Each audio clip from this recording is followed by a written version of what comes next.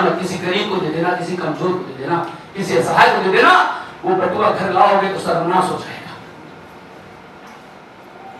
ऐसे माँ बाप, हमारे पूर्व जन्मों के कुछ अच्छे कर्म थे जो ऐसे माता पिता का संरक्षण हमें मिला। उनके जैसा ज्ञानी, उनके जैसा विद्वान, उनके जैसा पढ़ा लिखा मैं अपने संसार में किसी को नहीं मानता साहब। आप पीएचडी हैं, लेकिन ये शिक्षा बच्चों को नहीं देते जो मेरे माँ बाप ने दिया।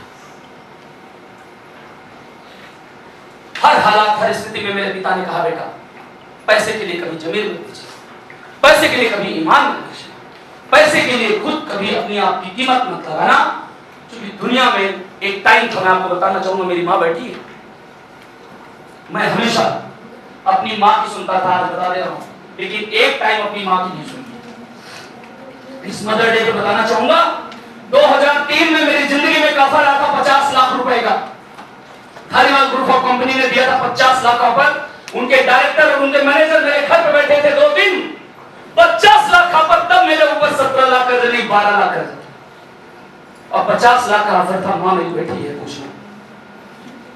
कंपनी का मालिक और कंपनी का मैनेजर मदान दोनों मेरे घर में टूटी खाट पे बैठे थे। 2 दिन अनशन किए थे, ये बेटा मुझे दे दो। टर्म एंड कंडीशन, बीवी, बच्चे, बेटी का पूरा खर्चा हम देंगे, फ्लाइट आने जाने का हम देंगे, शादी विवाह हम करेंगे, मेडिकल हम देंगे, 50 लाख तुरंत एफडी कर रहे हैं। लेकिन जिंदगी में विनय मिश्रा कुछ और नहीं करेगा, सिर्फ क्या करेगा, मेरे लिए काम करेगा जिंदगी भर। और ये पोस्टमैन का बेटे को कीमत 50 लाख लगी। मां ने कहा बहुत बड़ा ऑफर है, और मेरे गांव में कौन आईएएस है जो 50 लाख कमाता है। 2003 में 50 लाख बहुत बड़ी बात थी। हेलो साहब, मैं पढ़ा लिखा नहीं हूं। 50 लाख कीमत 2003 में मेरी लगी थी साहब, मेरी कीमत लगी थी। Help me. No sir, no. फिर मेरे आचरण, मेरी आदत, मेरी हैबिट, मेरा पागलपन, मेरा जोश, मेरा जुनून, मेरी ऑनेस्टी, मेरी डिसिप्लिन, मेरी वाकपटुता, मेरी पर्सनालिटी, मेरा पागलपन, उसकी कीमत लगाया था उस इंसान ने। वो कहा था जिंदगी भर विनय जी का 1 रुपया खर्च नहीं होने दूंगा, 50 लाख के दे रहा हूं। मां का एक्सेप्ट हो गया, और हर बार जिंदगी में आज तक मां की बात मानी, वहां पिता की बात मानी।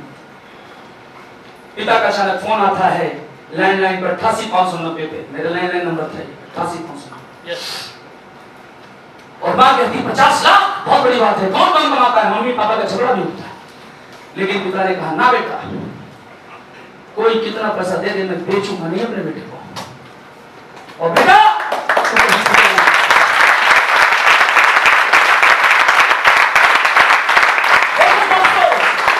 जिंदगी में अपॉर्चुनिटी आती है, अगर मैं वो 50 लाख ले लेता था, पैसे के लालच में दूर की नहीं सोचता, तो क्या आज इस मैनेजमेंट का मैं पार्ट बन सकता? नहीं। क्या आज विनय मिश्रा अपना हेलीपैड, जेट, हेलीकॉप्टर की जो प्लानिंग कर रहा है वो कर सकता था?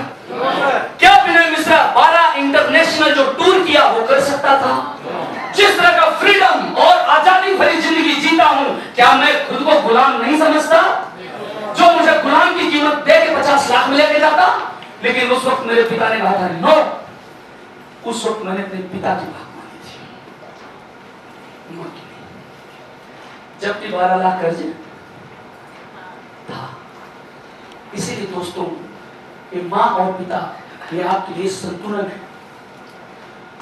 हमारे धर्म में, हमारे पुराणों, हमारे वेदों में कहा गया कि पृथ्वी से बड़ा अगर स्थान किसी का होता है तो मां से बड़ा इस धरती में कोई स्थान नहीं है। पृथ्वी से ऊंचा किसी का स्थान है तो कौन है? हमारी जननी, हमारी मां। और अगर आकाश से ऊंचा किसी का स्थान है तो पिता। ऐसे माता पिता को मैं फिर से सच सच नमन करता हूं। मेरी भावनाएं, मेरी इच्छाओं को जानते हुए भी, अपनी नीड को समझते हुए भी उन्होंने अपने बेटे को 50 लाख लेने नहीं दिया। कहीं मां असंतुलित होती थी तो पिताजी मेंटेन करते थे, कहीं पिता असंतुलित होते तो मां मेंटेन करती थी, जो मां ने आपको बताया। प्रिय साथी, मेरा ड्रीम बहुत बड़ा है। आज मैं आपको बताना चाहता हूं मेरा सपना क्या है, मेरा ड्रीम क्या है। मेरा सपना है कि मेरे टीम में कम से कम 1000 मिलेनियर बनाना है बिना मिश्रा को। कितना? 1000 मिलेनियर बनाना है।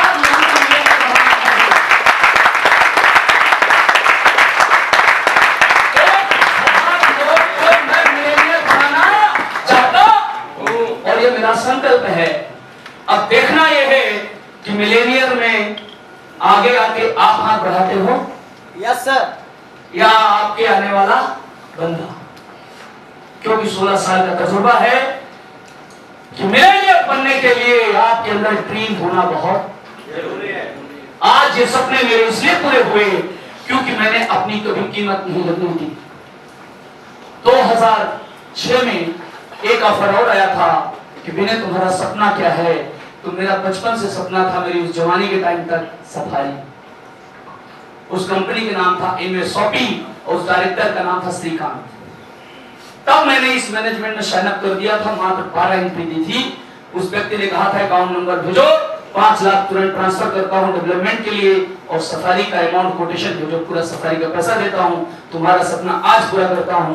इस कंपनी में जाने की तुम्हें जरूरत क्या है? जो तुम्हारा सपना है वो मैं अभी और इसी वक्त पूरा करता हूं, इसके लिए 2 साल का इंतजार क्यों? हमने कहा ना ना ना ना। फिर मेरा सपना कहां रहा? वो तो सौदा हो गया, सपना नहीं है वो सौदा है। क्योंकि मेरे गुरु ने कहा था सपना अचीव करना पड़ता है। हेलो, दूसरी बात कही थी, सौदा कभी साथ देता नहीं। क्योंकि आज जो आपने कीमत लगाई दूसरे ने किसी ने लगाई तो तुम्हारी करोड़ी की भाव कीमत होने वाली है। इसलिए जो पहचान बनाना है स्वयं का बनाना है। उस गुरु को सत नमन जिन्होंने मुझे पल पल संभाला, पल पल मार्गदर्शन दिया। जब मैं भ्रमित होता हूं आज भी मैं उन्हीं के शरण में जाता हूं, उन्हीं से नेतृत्व लेता हूं और वो जो कह दिए हम वही करते हैं। क्योंकि बचपन से लेके आज तक मेरे गुरुओं ने स्कूल से लेके, धर्मों से लेके, पुराणों से लेके, वेदों से लेके एक ही बात सिखाई गई कि गुरु गोविंद दो खड़े काको लागू पाए, बलिहारी गुरु आपने गोविंद क्यों बताए। कबीरा हर के रूठते गुरु के शरण जाए और कह कबीर गुरु रूठते कि हरि नहीं होत सहाय। अगर आपके पास गुरु और भगवान दोनों सामने हो तो पहले 35 का पकड़ना है आपको। क्यों पकड़ना है गुरु का? भगवान का क्यों नहीं? वहां तक पहुंचाने के माध्यम होते हैं। क्योंकि स्पष्टता से समझो, क्योंकि गुरु रूठ गया तो भगवान कभी आके नहीं बताएगा कि बेटा तुम ये कर दो तुम्हारा गुरु प्रसन्न हो जाएगा। लेकिन भगवान अगर रूठ गया तो गुरु जरूर ये बता देगा बेटा ये कर दो, भगवान प्रसन्न हो जाएगा। तो महान गुरु होता है। मैं अपने जीवन को सार्थक मानता हूं जो मुझे ऐसा गुरु मिला है, जो मुझे पल पल मार्गदर्शन देता है, पल पल मेरे जज्बात मेरी भावनाओं को समझता है और हमेशा सही दिशा दिखाता है। और इतनी सद्बुद्धि है कि मुश्किल आने पर मैं सीधे गुरु के शरण में चला जाता हूं। क्योंकि हमारे देववाणी में भी ये बात कही गई कि गुरु ब्रह्मा गुरु विष्णु गुरु देवो महेश्वर गुरु साक्षात परब्रह्मा तस्मै श्री गुरुवे। उस गुरु के बगैर आपकी जिंदगी में प्रॉब्लम क्यों है? क्योंकि आपके पास आपके ड्रीम तक लेके जाने के लिए उसको अचीव कराने का कोई पर्सनल गुरु, हेलो, पर्सनल गुरु नहीं है। आपका पर्सनल गुरु कौन है? निद्रा। पर्सनल गुरु का नाम क्या है? पहले गुरु का नाम क्या है? निद्रा। असर फिलहाल जिंदाबाद। बीवी सोने नहीं देती है, आरटीपी में पैसा देके सिर्फ सोना है साले को। उधर तो बसंती जगाती है, सोने देती नहीं है। इधर पैसा देके सोने दिया जाता है, सोएंगे और सोए क्यों ना? निद्रा। कौन है आपका? निद्रा। कौन है आपका? गुरु। कहता है हो जाओ प्रधान जी, प्रधान जी का निद्रा जानते हो कैसे लेते हैं? बड़ा सिस्टमेटिक, को जान नहीं सकता, चश्मा है ही है। और बैठने का तरीका भी क्या है, झुकना भी नहीं चाहिए, गर्दन एक बार निद्रा में से किया पता चलेगा, सपोर्ट सिस्टम है। अब गुरु अभी नाम क्या?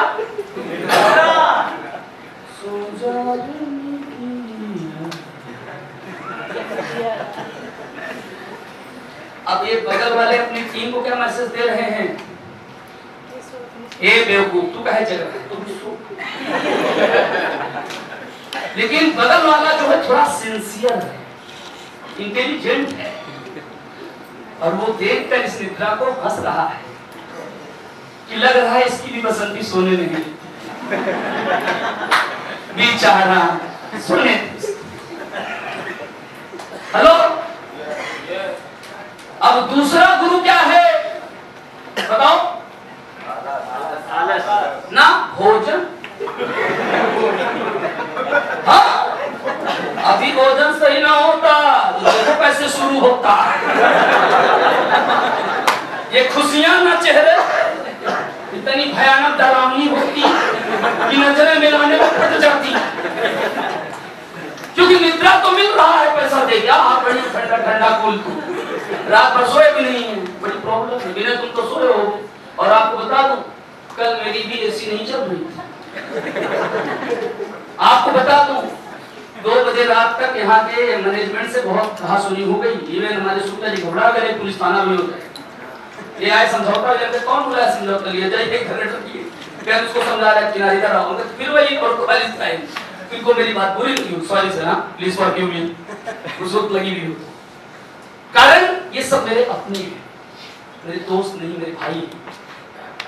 ये मेरे हर सुख दुख में खड़े हुए, मेरे अच्छे के लिए सोचते, मुझे तकलीफ में नहीं देखना चाहते, हम भी इनको तकलीफ में नहीं। लेकिन यकीन मानिए आप लोगों के लिए ना, मेरे मुंह से कल शब्द निकले हैं यहाँ मैनेजमेंट, और जो मुझे कभी नहीं करना चाहिए और अपने प्रोफेशन में कभी नहीं किया, वो कल कर दिया रात। और मैं मुझे बहुत ग्लानि थी, बहुत भद्दी भद्दी गालियां दी, इवन जीएम और ईएम तक हो गई, सामने बैठा, समझ में आ रहा है। और लास्ट में ये हुआ कि विनय जी आप हिसाब करके पूरा पैसा लो, जा सकते हो। हमने कहा मैं पैसे के लिए भूखा नहीं हूं, मैं जो करने आया हूं ना मुझे वो चाहिए। हेलो, पैसा नहीं चाहिए विनय मिश्रा का जो मकसद है, जो सपना है, जो ड्रीम है, इस प्रोग्राम को सक्सेस फुल बनाना।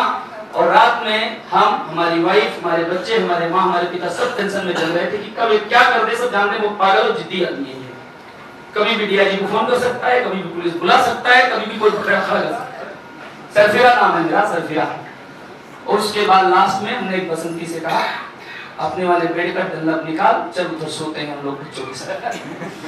अब ऐसी चलने वाली मिस्त्री फर्जी आग पेचकस रिंच लगा के इधर उधर करके चलाने का, साहब 60 सर्किट सब कुछ खराब है। हमने कहा एक रूम का चल रहा है, दूसरा नहीं चला। बोले दूसरी ऐसी लगवा दो, तब भी नहीं चलेगा, जब पावर ही नहीं आ रहा तो चलेगा।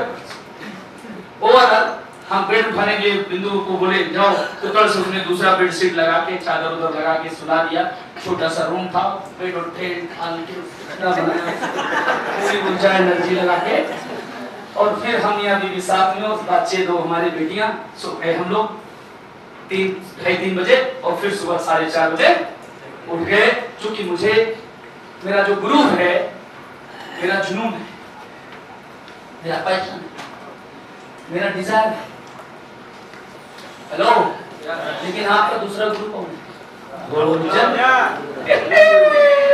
विनय जी जब तक पहुंच गया, क्योंकि पहले दिन जब भोजन नहीं मिला था, फर्स्ट डे देखा था रोज सबका, कोई खाया कोई नहीं खाया। क्या बताऊं, इसको मिला इसको नहीं मिला, ये पूरा रेल के खा गया गले में, भोजन ही नहीं मिला। मन में लोगों ने मेरे को भती गालियां दी होंगी, कहाँ फंसा दिया, इतना पैसा ले लिया। अब उस गुरु की मदद की जा रही, मेरी मदद नहीं हो रही है, वो गुरु को प्रसन्न किया जा रहा है। देखो पेट बेटा खुश रहो, तुमको तुम्हारे लिए मेरे को शराब दे, जैसे मैं आज भूखा हूं, उसे जिंदगी भर भूखे रहूं। तुम्हारी एक तकलीफ की जिंदगी भर तकलीफ। ऐसे गुरु को प्रसन्न करने के लिए, ऐसे गुरु के ऊपर शक करना, संदेह करना, क्षणिक में भावुक होकर के अपना नजरिया दृष्टिकोण बदल देना, ये कैसा शिष्य और गुरु का मिलन है। वाह, I am lucky my dear, lucky. क्योंकि अच्छे को तो सब गप करते हैं, जो कड़वे को गप करे वही असली गुरु है। तो मैं कड़वा ही गप करता हूँ। हेलो, फिर भी लव देम। एनीवे, मैं आपके लिए अच्छा सोचूंगा, बेस्ट से बेस्ट करूंगा। आप जूता मारोगे तब भी मुंह से खींच निकलेगा आई लव यू। सुन रहा? फिर भी आप कहोगे आई हेट यू, तो मैं कहूंगा हे सुनो, दिल ये कहता है कानों में तेरे, थोड़ा करीब आके बाहों में तेरे, धीरे से एक बात कहूं, I hate you, I love you, I love you. Hello, और जब आप ये दिल से करते हो तो एक दिन वो अगला भी आई हेट छोड़ के आई लव करने लगता है। क्योंकि जो बोयोगे तो कितना भी कोई गलत करे आपको उसके लिए अच्छा सोचना है। तो दूसरा गुरु कौन? अब मुझे मालूम नहीं, आप देख। अब तीसरा भोजन बोलो, तीसरा गुरु, सॉरी तीसरा गुरु, हाँ भोजन नारंग, नारी, नारी, जहां देख नारी वहीं आंख मारी, बटी तो नहीं पुनः ब्रह्मचारी, नारी, नारी। 95% नहीं 70% पति चिड़ी के गुलाम। वो अपनी हर हरकत पत्नी कहेगी, ए मुस्कुराओ, ए हंसो मत। उनकी जिंदगी बीवी बन गई। ख्वाबों में तू, ख्यालों में तू, सपनों में तू, चाहत में तू, चारों तरफ बस तू ही तू, तू ही तू। आई लव यू नारी, सब पे भारी। समझ आ रहा? हेलो, नहीं सुनना है? ये तीन गुरु को ना पहले अपने इधर से धर्म पत्नी हाथ छोड़ दो। सच कहता, क्योंकि मेरी पसंद उधर मुस्कुरा रही, लेकिन ये नारी नहीं मेरे पे भारी, ये फंस गई बेचारी।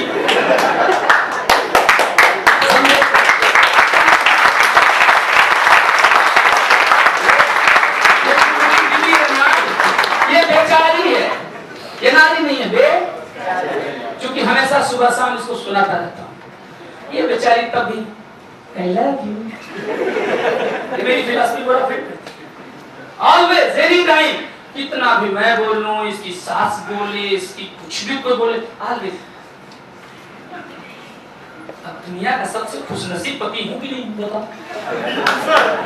कुछ भी करो, always।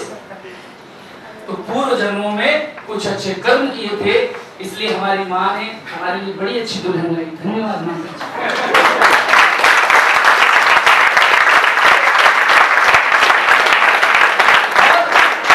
माँ ने अपनी बहू भी लाई, तो वैसे मटका बुलाते हो तो वैसे लाते हो। मेरी माँ बहू को लाने के पहले 4 बार नहीं 40 बार पैर दबाई होगी, 40 बार अकेले बुला के सुलाई होगी, 40 बार सर दबाई होगी। और हर हफ्ते में बहू से मिलने की वो सपना आता था, तो बहू बुला के देखती थी, तू कब आएगी मेरे घर में। ऐसी सास जिसको मिले